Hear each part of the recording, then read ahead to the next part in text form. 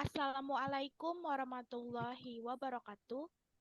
Di sini kami akan menjelaskan tentang analisis LCA pada produksi minuman multibubble. Sebelumnya saya ingin memperkenalkan anggota kelompok saya, yaitu saya sendiri, Nurul Faizatunisa, Andira Mawardani, Nalpa Kamila Syahnazia, Nur Sabrina, dan Septiana Nurmala. Pertama-tama saya ingin memperkenalkan tentang multibubble sendiri. Multibubble merupakan salah satu merek minuman yang dikembangkan oleh PT Putrapenur Mitra Makmur Abadi. Dikembangkan sejak tahun 2015 yang terus digemari dari waktu ke waktu. Berbagai inovasi dan promosi digencarkan dalam menjajah target pasar hingga bisnis ini dapat membuka 45 outlet yang tersebar di Banjarmasin, 9 di Banjarbaru, 9 di Palangkaraya, dan 4 di Samarinda. Sedangkan untuk mitra, Multibubble sendiri menyediakan sekitar 55 outlet yang tersebar di Kalimantan Selatan, Kalimantan Timur, dan Kalteng. Selanjutnya akan disambung oleh saudara saya, Sabrina. Ya, terima kasih kepada Saudari Nisa. Saya akan melanjutkan penjelasannya. LCA atau yang disebut dengan Life Cycle Assessment adalah sebuah metode sistematis yang digunakan untuk mengevaluasi dampak lingkungan dari suatu produk, proses, atau aktivitas dari awal produksi hingga akhir daur hidupnya. Tujuan utama LCA adalah untuk mengidentifikasi dan mengukur jejak lingkungan dari suatu produk atau layanan dengan mempertimbangkan berbagai tahapan dalam siklus hidupnya. Eh, Next. Kemudian pembahasan LCA pada multibubble.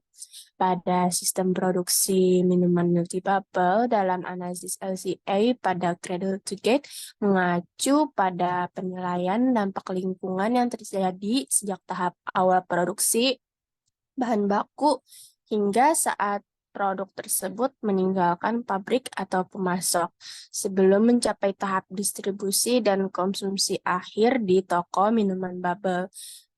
Selanjutnya akan dijelaskan oleh Saudari Nelva.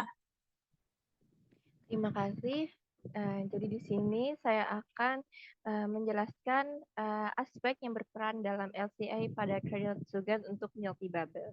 Yang pertama ada bahan baku produksi mereka, yaitu dalam pembuatan multibubble sendiri bahan baku utama mereka yaitu ada susu, bubuk susu bubuk aneka rasa dan topping berupa boba.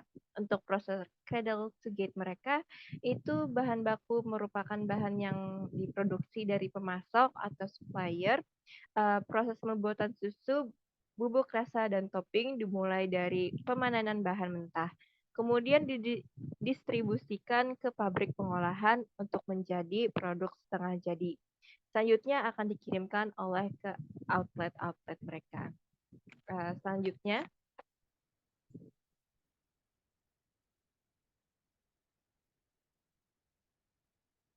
jadi di sini merupakan produk sistem produksi minuman multibubble.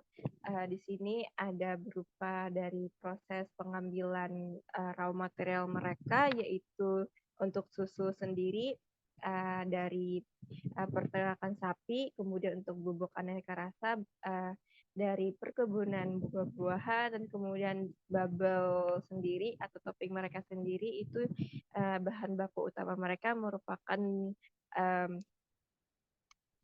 tepung tapioka yang merupakan dari singkong sendiri. Jadi raw material mereka berada dari perkebunan singkong. Kemudian akan dilanjutkan oleh saudari Andira Mawardani untuk skematik yang akan dijelaskan oleh Andira. Baik, di sini saya akan menjelaskan pada skematik dari hasil analisis LCA. Berdasarkan sistem produksi minuman Milky Bubble, pada Cradle to Gate terdapat beberapa kegiatan yang berperan di dalamnya. Proses kegiatan tersebut dapat menghasilkan suatu yang namanya limbah. Pada skema ini kita dapat mengidentifikasi limbah yang ditunjukkan mulai dari penyebab adanya limbah yang dihasilkan serta dampak negatif atau akibat adanya limbah.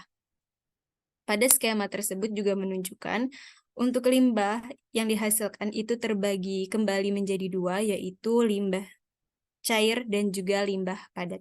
Untuk penjelasan akan dilanjutkan oleh Septiana Nurmala.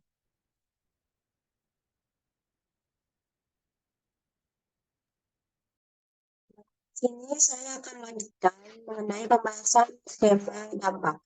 Produksi Milky Bubble menghadapi beberapa masalah. Penyebab utamanya meliputi penggunaan kemasan sekali pakai yang berlebihan, penggunaan bahan organik yang sudah kadaluarsa tanpa pengawasan yang dan kurangnya pemilihan sampah yang efektif. Akibat dari masalah ini dapat merugikan lingkungan, terjadinya limbah cair yang mencemari saluran air, mengakibatkan pencemaran saluran air yang parah, serta menyebabkan tersumbatnya saluran air yang dapat mengganggu aliran bersih. Selain itu, pembusukan bahan atau material organik yang tidak terkelola dengan baik juga berkontribusi pada masalah ini. Tidak hanya itu, pembuangan limbah air, topping, dan bahan baku lainnya yang tidak terkontrol semakin memperburuk situasi. Masalah ini juga mencakup limbah padat dengan penumpukan sampah yang tidak terkendali, limbah gelas plastik, sedotan plastik, dan tutup plastik yang tersebar pengelolaan yang memadai. Sekian dari saya kembalikan ke moderator. Terima kasih kepada teman-teman. Itu tadi adalah analisis life cycle assessment pada produksi minuman Milky Bubble. Kami sekelompok mengucapkan mohon maaf jikalau ada salah-salah kata. Saya selaku moderator sendiri pamit undur diri. Wassalamualaikum warahmatullahi wabarakatuh.